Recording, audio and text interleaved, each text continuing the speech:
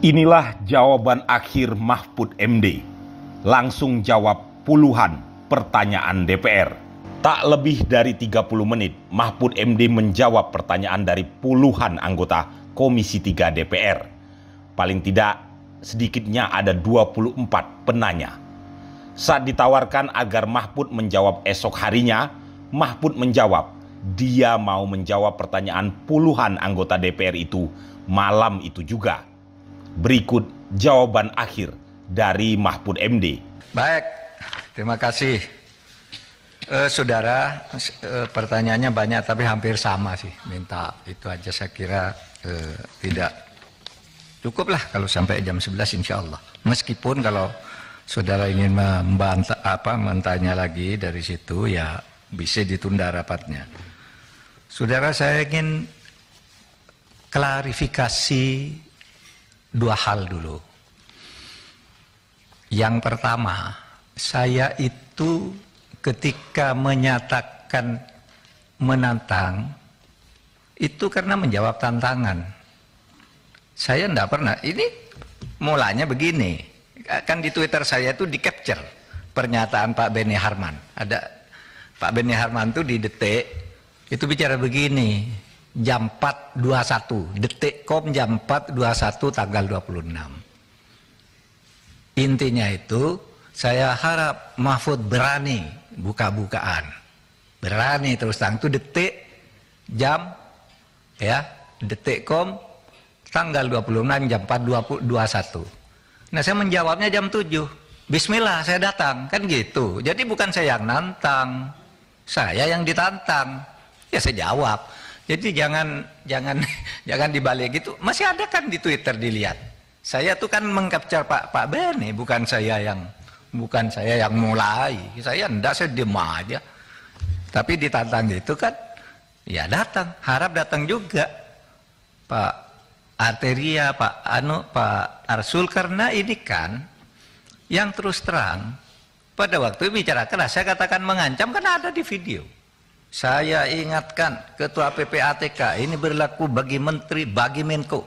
Ancaman hukumannya 4 tahun. Kenapa? Karena satu, ngomongkan ke publik tidak boleh. Lalu saya bilang, saya siapa yang ngomongkan? Ngomongkan itu kan ada ukurannya. Identitas. Iya kan? Identitas akun kan itu ada ukurannya. Ngomongkan. Saya ini ngomongkan agregat. Nah, satu. Kalau soal agregat sudah tidak sepakat, tetapi itu bukan membocorkan. Nah, kalau karena misalnya ketua PPATK melapor ke saya, lalu disalahkan, ya, kemudian saya mengumumkan itu secara agregat. Ini si ketua, jangan nanti dulu Arteria, biar beliau jawab sampai jam 11. Kita nggak ada interupsi. Ya, oke. Kalau karena jam 11 lagi. Kalau karena dia melapor ke saya lalu saya umumkan agregat, lalu diancam hukuman, harusnya karena kenapa? Dia laporkan harusnya ke presiden, karena PPATK ini langsung bertanggung jawab ke presiden. Lalu saya tanya, Bin itu tiap hari laporan ke saya, memberi informasi intelijen ke saya. Apa dia sama diancam hukuman 10 tahun sesuai dengan pasal 44 karena barang siapa menyampaikan, membocorkan rahasia intelijen negara, ya, diancam 10 tahun penjara. Maka saya tanyakan, bukan saya mengadu. Kalau ini laporan salah, kok Bin tidak salah? Ini saya tadi bawa contohnya. Bin itu tiap hari ngasih ke saya dan itu menjadi bahan saya untuk menentukan, oh di sana ada apa, di sana ada apa. Tapi yang laporan Bin ke presiden yang diberikan ke saya itu, saudara, ini tidak ada yang baca kecuali saya. Begitu saya baca, oh ini titik-titik penting, saya terus ini simpan ke tempat tertutup karena itu kan rahasia. Bin tidak ada press release ke publik, Pak. Kenapa? Bin tidak ada press release ke publik. Pak Arteria, Apa tuh itu? Kalau LH-nya diekspos ke publik, beda dong, analoginya nggak sama itu. jangan disanggah dulu. Silakan Pak Menko. Ya, LH. LHA itu bukan itu tadi, ya, identitas. Tapi oke lah, nantilah itu. Kemudian saudara, saya bicara Markus. Ya, saya bicara Markus. Ini tadi saya akan dipotong bicara Markus. Di DPR itu pernah terjadi peristiwa tanggal 17 bulan 2 tahun 2025. namanya peristiwa Ustadz di Kampung Maling. Pada waktu itu Jaksa Agung ketika itu Abdurrahman Saleh di sidang gabungan Komisi 2 dan 3 itu dituding-tuding. Saudara jaksa baik sekali, tapi saudara seperti Ustadz di Kampung Maling. Di kejaksaan tuh kotor semua. Ini ada, nanti di googling aja, di googling. Peristiwa itu jelas. Lalu jaksa-jaksa marah, kurang ajar kamu katanya kepada anggota DPR. Kurang ajar kamu. Kami dianggap maling, ini dianggap Ustadz. Kamu kalau ngurus-ngurus perkara, habis marah-marah gini ngurus perkara. Nitip pejabat, nitip ini. Itu kan tadi saya katakan begitu. Tapi terus dipotong. Bukan DPR sekarang, DPR yang lalu. Saya tidak begitu bodoh menyebut DPR sekarang. Meskipun misalnya aja enggak mungkin dong nyebut. Disebut aja, Prof. Kalau ada justru disebut saja. Kenapa? Kalau ada terus disebut. Enggak, begitu bodohnya saya nyebut orang. Jadi perkara juga. Sudahlah, nanti kan ada aparat penegak hukum. Saya siapa? Tadi kan saya bilang dulu. Bahkan saya nyebut Pak Beni mungkin waktu itu ada. Karena waktu itu sidang gabungan Komisi 2 ke Komisi 3. Pak Jaksa Agung dituding-tuding. Wah, kejaksaan Pak Abdurrahman Saleh itu Ustadz di Kampung Maling gitu loh. Lalu ribut. Siapa yang ribut tuh? Ahmad Lasso. Ya, Ahmad Lopah. Lasso ya? Iya kan? Yang berdiri waktu itu. Kurang ajar kamu. Bisanya nitip perkara di sini marah-marah. Lalu ada kepala kejaksaan tinggi hati, cabut sekarang juga. Lalu itu jejak digitalnya masih ada, saudara. Jejak digitalnya masih ada. Makanya saya memberi ilustrasi hati-hati, gitu, hati-hati, gitu. Oleh sebab itu saya tidak akan cabut. Pak Ketua, boleh saya induk. Ini penting ini Pak. Pak Beni, silakan dulu Pak Beni. Kita mendengarkan ini waktunya mepet. Bukan, enggak apa-apa. Ini jangan, udah nanti dulu Pak Beni. Oke, Biar selesai dulu. Sekarang saya jawab materinya. Enggak gini teman-teman, kan tadi kan sepakatnya bila dijawab untuk diselesaikan dulu. Kan kita masih panjang rapatnya. Masih ada hari esok Pak Beni. Biar konteksnya nyambung aja, baik-baik kita ngomong. Kalau nanti selalu debat, nggak akan pernah ketemu Pak. Bukan rendah. Pak Mahfud Instruksi Ketua. Kalau dalam keadaan seperti ini persidangannya, Pak Ketua, izin kembali kepada tertib yang ada. Apa kata tertibnya di sini, maka itu kita jalankan. Silakan baca Pak Beni apa tertibnya. Silakan. ada. Ada. Interupsi itu hak. Manakala nama disebut, kan gitu Pak. Jadi, saya mau luruskan, Pak. Jadi pada saat itu saya ada. Kalau Prof Mahfud masih ingat, saya yang menyampaikan Ustadz di Kampung Maling. Sudah itu disambung oleh Anhar Nasution. Ketika Anhar ngomong gitu, jaksa-jaksa pada naik pitam. Waktu itu saya masih ingat betul disampaikan, kalau Anda yang ngomong saya tahu, tapi kalau yang ini yang ngomong, kami tidak terima karena apa? Ya itu tadi yang disampaikan oleh Prof Mahfud. Saya ceritakan apa adanya. Jadi bukan mau kemah-kemah, supaya jangan ada miskomunikasi. Yang kedua Bapak Ketua Pak Mahfud, mungkin yang tadi soal itu adalah statement Pak Menko tidak dalam konteksnya. Ini yang jadi soal. Jadi ketika Pak Menko mengatakan anggota DPR banyak jadi Markus, memang sangat sensitif. Jadi maklum saja kalau kemudian banyak reaksi begitu. Jadi kalau tidak dijelaskan dalam konteks, ini kan potong-potong Pak. Ini saja di Twitter aja dipotong-potong. Banyak anggota DPR jadi Markus kata Pak Mahfud. Ini kan jadi tidak itu saja Pak. Oke. Jadi supaya kita tidak ada. Terima kasih banyak. Kalau judul berita Pak, saya aja digambar di borgol Mahfud ditangkap KPK, apalagi cuma judul kayak gitulah. Tiap hari ada judul-judul. Ya baik. Terima kasih. Jadi mohon dimaklumi, saya tidak bisa mencabut pernyataan itu karena sejak tadi saya bilang dulu pengalaman saya sama Pak Beni kan gitu tadi saya bilang lalu dipotong nggak boleh sebut sekarang lu gimana gitu. Maka saya bilang kalau interupsi terus ya nggak bisa dong gitu. Baik, saya sekarang masuk ke materinya, sama aja kok materinya Bapak sekalian. Beberapa sebulan lalu ketika ada acara 1 Abad NU di Sidoarjo itu saya diajak pulang bersama oleh Presiden satu pesawat dari Surabaya. Karena apa? Membahas indeks persepsi korupsi. Presiden pada waktu itu agak marah. Kenapa indeks persepsi korupsi kita itu turun dari 38 menjadi 34. Saya lapor ke Presiden, saya sudah ngundang Transparansi Internasional. Saya sudah ngundang Litbang Kompas, saya sudah ngundang partnership, minta data kenapa ini turun. Gitu. Saudara apa turun? Itu kita yang turun itu di bidang pelayanan publik dan terutama korupsi di bea cukai dan perpajakan. Clear itu penjelasannya. Yang kedua, facilitation payment.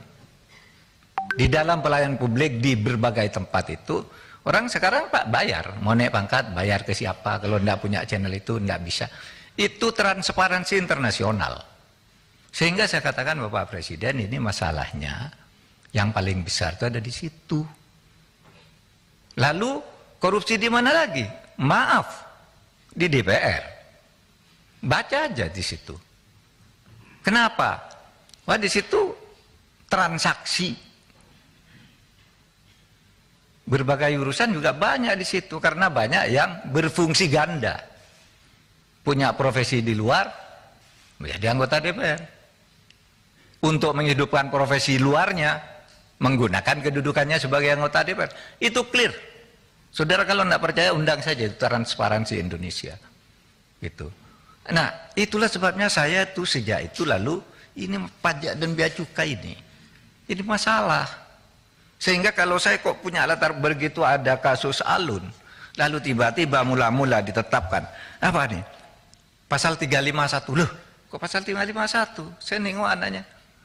Mau pasal 51 itu kelalaian lah itu, bukan penganiayaan.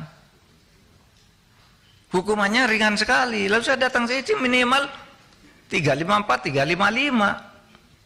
Gitu. Karena semua orang tahu menghajarnya luar biasa, lalu muncul tentang kekayaan ini.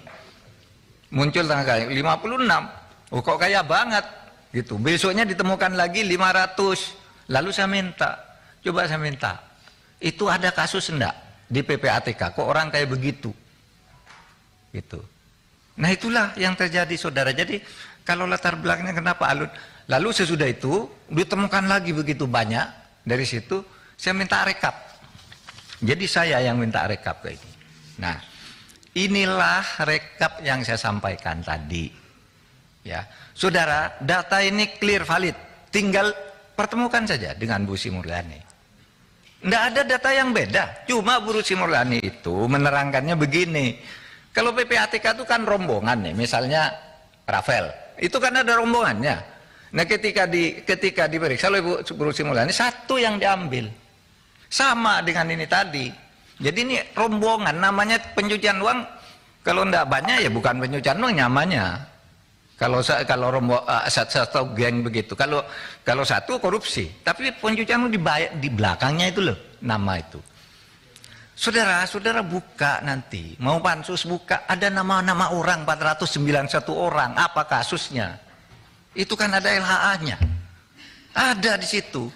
Maka bagi saya gampang kok masalah ini. Undang Bu Sri Mulyani, cocokkan. Ini datanya PPAK, hanya beda menafsirkan.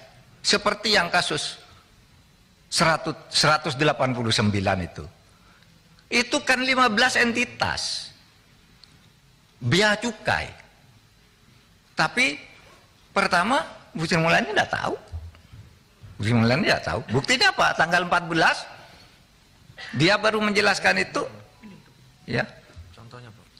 Nah, ini hasil analisis untuk satu nomor loh. Satu nomor tuh hasil analisisnya begini. Kalau sampai 300 nomor berapa mau dibawa ke sini semua? Tapi saya jamin Anda semua dapat nih uraian faktanya. Tadi sudah saya tayangkan di situ. Itu benar. Dijamin 100% benar. Nomor ada tanggalnya kok. Cuma kenapa? Yang saya katakan tadi, kalau kita semua dinengakuan pencucian uang, sampai kayak apel begitu, lalu diambil satu oleh Bu Sri Mulyani. Oh ini pajak. Lalu karena lo kok perusahaanmu banyak sekali, lalu pajaknya yang dihitung, bukan pencucian uangnya. Bukan pencucian uangnya. Kan gampang nih mempertemukan dengan Bu Sri Mulyani kayak gitu, gampang banget.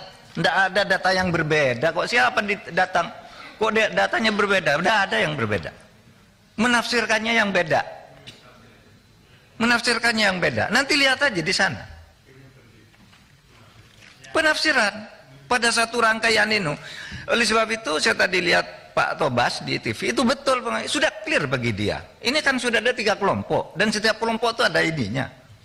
Nggak ada yang beda. Kenapa kok seperti serem sekali terjadi permusuhan? Nggak ada permusuhan antara Menko Polhukam dengan itu. Nggak. Saya bantu Bu Sri Mulyani. Ya, saudara tinggal aja. Sudah tinggal cari aja. Ini di data yang saya sampaikan nih. Ini ada semua kok ini nih. Saya kasih nanti. Pak Menko, sebentar.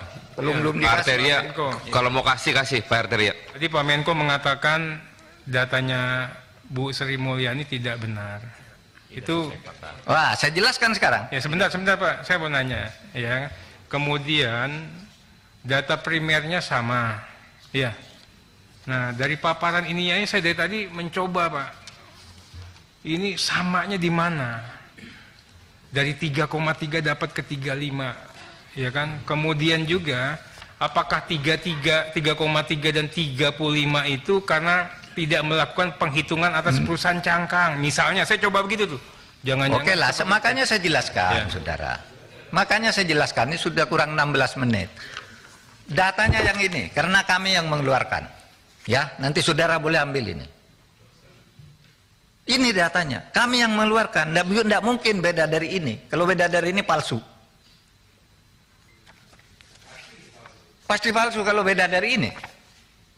Pasti, karena kami sudah mengeluarkan di tanggal sekian tahun 2009 sampai yang terakhir itu. Nah, itu datanya rekap atau dokumen itu, Pak? kenapa? Itu rekap itu. Rekap dokumennya, sudah kena rekap, saudara cari dokumennya di nomor surat sini saya mau lihat. Nah, dokumennya ada. Dokumennya. Ada dokumennya di kantor Menko ada, di kantor saya ada.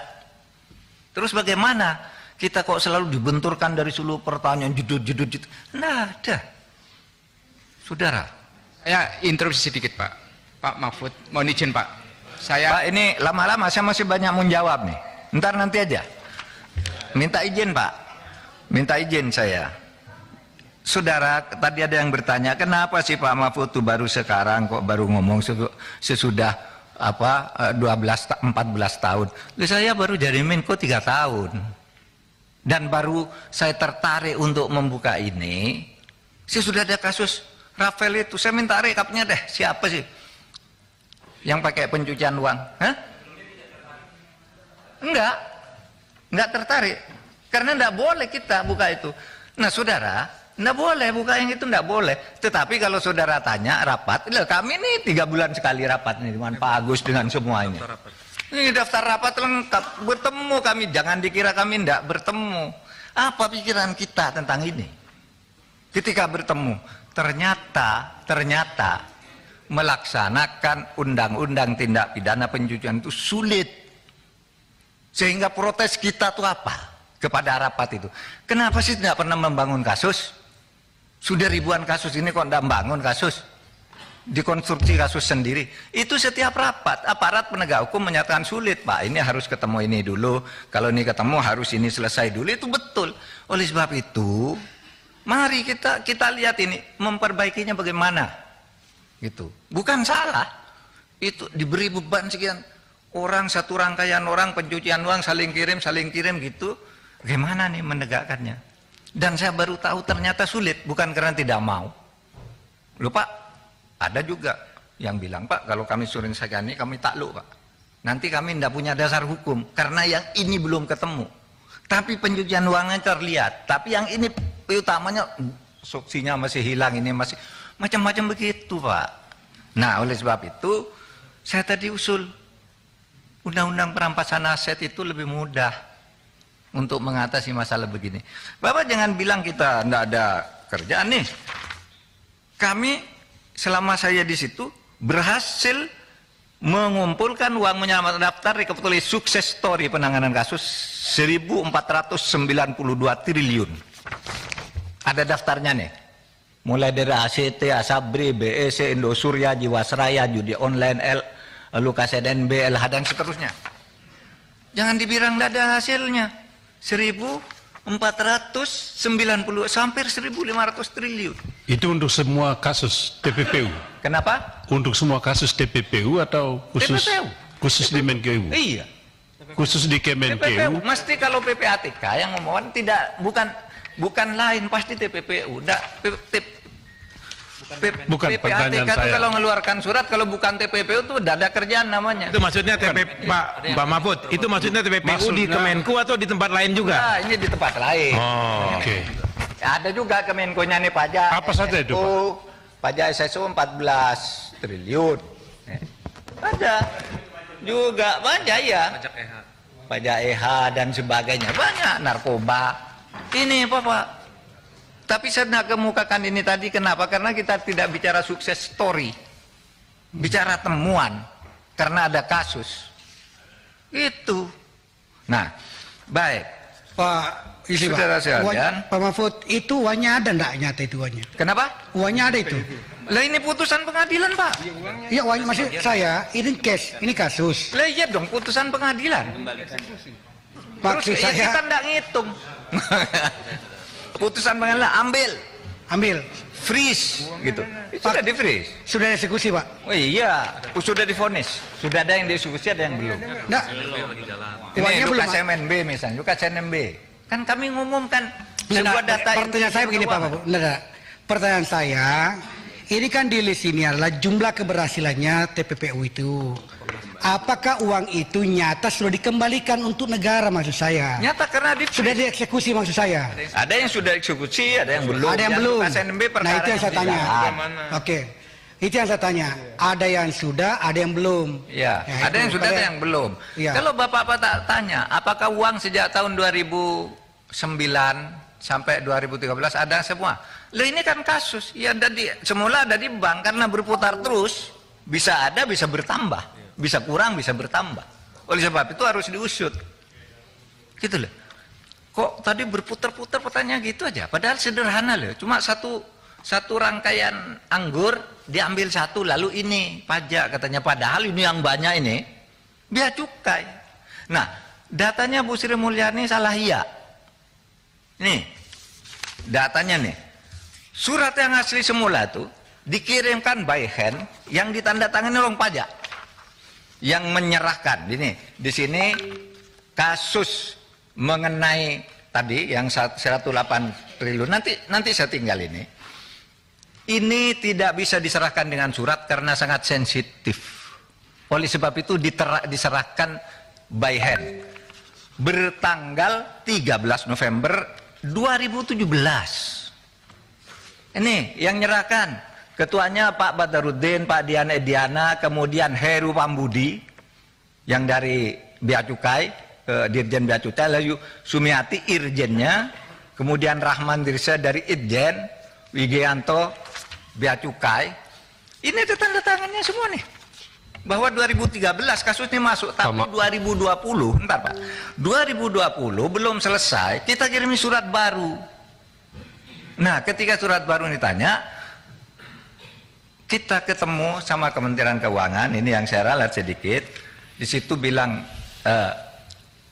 ada Bu Sri Mulyani, lalu Irjen bilang surat itu tidak ada. Bukan Sri Mulyani, yang wakil ini saya ralat. Waktu itu ada Wamenku, Irjen dan ini itu bilang surat tidak ada. Lalu ditunjukkan, lah ini apa? Lah itulah yang dijelaskan oleh Bu Sri Mulyani. Itu yang dijelaskan. Yang sebenarnya Bea Cukai diambil satu pajaknya, yang lain dikeluarkan. Sama dengan pegawai Kementerian Keuangan, dia nulis 3,3, padahal kami nulisnya 3,5. Lain diambil dipisah nih rangkaiannya. Oh yang ini yang pegawai keuangan aja. Padahal ini satu rangkaian main pencucian uang nih. Satu rangkaian dipisah karena ini orang luar katanya. Pak Menko, tadi Pak Menko bilang surat itu boleh ditinggal ya? Boleh. Nah, nanti boleh kasih kami Pak ya? Boleh. Oke. Yang anu toh penyerahan surat by hand, iya. Iya. Ini berita acara bukan hanya surat, ditandatangani semua nih. Siap. Bahwa kasus penyelundupan emas itu yang pelanggaran bea cukai itu ini 2017 ditutup sehingga kami kirim lagi surat itu lalu bilang tidak ada di depan wakil menteri. Loh ini ada, baru dicari ketemu, itu yang dipakai dasar menjelaskan oleh Bu Sri Mulyani. Dan tidak ada follow up terhadap surat itu, Pak Mahfud sini. Tidak ada follow up dari surat itu. Surat yang ini? Tidak ada. Tidak ada follow up sama sekali. Tidak ada sejak tahun 2017 bahkan masih diterangkan Bu Sri Mulyani 2 hari lalu itu dikatakan ini sudah selesai. Lah kami cek ke sana, tidak ada tindakan terhadap bea cukainya. Hanya pajaknya, ini tindakan bea cukai begitu banyak, lalu kok hartamu banyak, pajakmu cuma sedikit, lalu dihitung pajaknya suruh nambah pajak aja. Izin Pak Mahfud. Hah? Urusan pajaknya aja ini kejar dari laporan itu. Pajak kan pajak sedikit. Bukan indikasi TPPU-nya. Kenapa? Dilepas. Oh, oke. Izin Pak Mahfud. Izin Pak Ketua. Ya, itu 180 T itu tadi ya. 180. Berarti kan 180 T itu di luar 349. Di dalam. Kan kita nyebut 349. Lalu Bu Sri Mulyani ngambil contoh yang gede. Enggak, tadi udah. Jangan diputer-puter. Kan ada satu Pak Menko. Nah, teman-teman, saya ambil alih. Teman-teman, karena waktunya tinggal 5 menit. Kita sudah tahu nih, sudah paham ujung dari apa yang disampaikan Pak Menko. Berkenankah kita akhiri rapat ini?